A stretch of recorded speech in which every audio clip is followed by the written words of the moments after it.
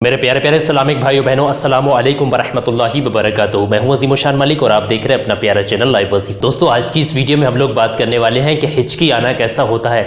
क्या हिचकी आना सही होता है या गलत होता है? जब हिचकी आती है तो कोई हमें याद करता है या ये ऐसा मानना शिर्क होता है? तो इस वीडियो में मुकम्मल हम सारी जानकारी प्राप्त करेंगे। तो दोस्तों, वीडियो शुरू करने से पहले आपसे एक मेरी दिली छोटी सी गुजारिश है कि आप इस चैनल पर पहली मरतबा आए हैं तो इस चैनल को सब्सक्राइब कर लीजिए, क्योंकि इस चैनल पर हम रोजाना इसी तरीके की आपकी खिदमत में इंटरेस्टिंग वीडियोस लेकर हाजिर होते रहते हैं। तो चलिए दोस्तों, वीडियो शुरू करते हैं, जानते हैं इसके पीछे क्या कारण होता है, क्या वैज्ञानिक कारण सही होता है या शिर्क होता है। आइए इस वीडियो को जानते हैं डिटेल में। हिचकी के बारे में जानने से पहले शरीर की कुछ आंतरिक क्रियाविधि के बारे में जान लेते हैं। जब हम वायुमंडल से ऑक्सीजन गैस यानी O2 को जब अंदर की ओर लेते हैं तो ऑक्सीजन की मात्रा बहुत अधिक होती है, जो हमारी नाक से ग्लोटिस में प्रवेश करती है और श्वसन नलिका के जरिए हमारे फेफड़ों तक पहुंचती है, जिस तरीके से इस चित्र में दिखाया गया है। यहाँ से हमारी नाक के जरिए ऑक्सीजन गैस श्वसन नलिका में होती हुई फेफड़ों तक प्रवेश कर जाती है, जबकि वो सारी हवा जो CO2 यानी कार्बन डाइऑक्साइड जो हमारे फेफड़ों के अंदर मौजूद होती है, जो शरीर के अंदर पहले से ही मौजूद होती है, वो इसी श्वसन नलिका के जरिए बाहर निकल जाती है। इस श्वसन नलिका के जरिए वो बाहर निकल जाती है और नाक से होती हुई वो दोबारा से वायुमंडल में चली जाती है। इसी तरीके से जो हमारे रेस्पिरेटरी सिस्टम है यानी श्वसन नलिका के ऊपरी भाग में एक भाग स्थित होता है जिसे ग्लोटिस कहते हैं। इस ग्लोटिस से बहुत सारे स्वर यंत्र जुड़े हुए होते हैं, यानी कि बहुत सारे साउंड सिस्टम्स जुड़े हुए होते हैं। इस भाग में ये ग्लोटिस होता है, यानी इस भाग में बहुत सारे साउंड सिस्टम जुड़े हुए होते हैं। अगर ये ग्लोटिस हिलता है तब इसके हिलने से कई ध्वनियाँ उत्पन्न होती हैं, कई तरीके की साउंड क्रिएट होती है जो हमें सुनाई पड़ सकती है। ग्लोटिस के ऊपर एक ढक्कन रुमा संरचना होती है, जैसे कि आप इस डायग्राम में देख सकते हैं। ग्लोटिस के ऊपर एक ढक्कन रुमा संरचना होती है जिसे एपिग्लोटिस कहते हैं।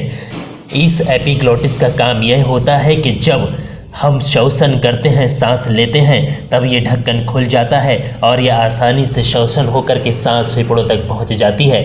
लेकिन जब हम भोजन करते हैं, खाना करते हैं और खाना खाते हैं, फूड करते हैं, यानी कि फूड को जब अंदर ले जाते हैं इस मुंह के ज़रिए, तब ये ढक्कन बंद हो जाता है और ये श्वसन नलिका में जाने से खाने को बचा लेता है। जिस तरीके से श्वसन नलिका बंद हो जाती है और दूसरे रास्ते का प्रवेश खुल जाता है, जिससे खाना नीचे की ओर प्रवेश करता है और हमारे पाचन तंत्र तक पहुंच जाता है। हमारे शरीर में पाचन तंत्र संबंधी कई स्थिति पैदा होती हैं, जैसे कि अधिक मात्रा में एसिड का बनना, बहुत ज़्यादा मात्रा में तेज़ाब बनना, यानी और इससे दूसरा कारण यह भी होता है कि बहुत ज़्यादा मात्रा में शरीर के अंदर गैस का बनना।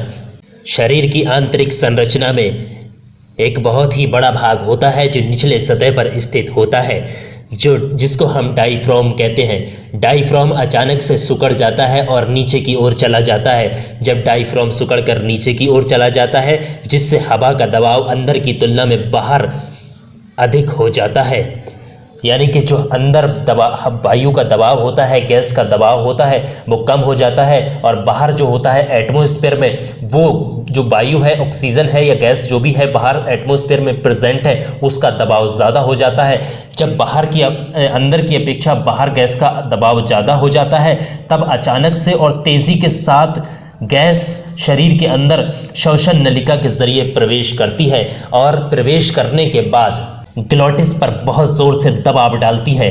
जब ग्लोटिस पर इतनी ज़ोर से दबाव पड़ता है तब एक ध्वनि उत्पन्न होती है, एक साउंड निकलती है।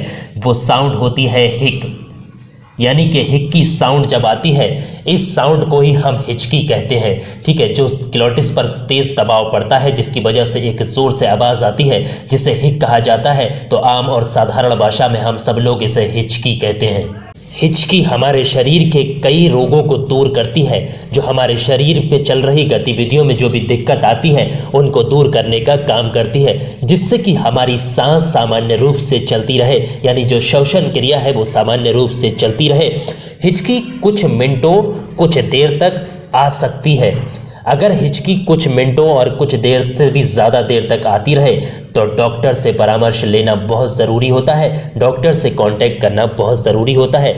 हिचकी को आप पानी पीकर, सांस को रोककर या गहरी सांस लेकर भी दूर कर सकते हैं। ठीक है, हिचकी को आप 3 तरीके से भी रोक सकते हैं। पहला पानी पीकर, दूसरा सांस रोककर और तीसरा गहरी सांस लेकर।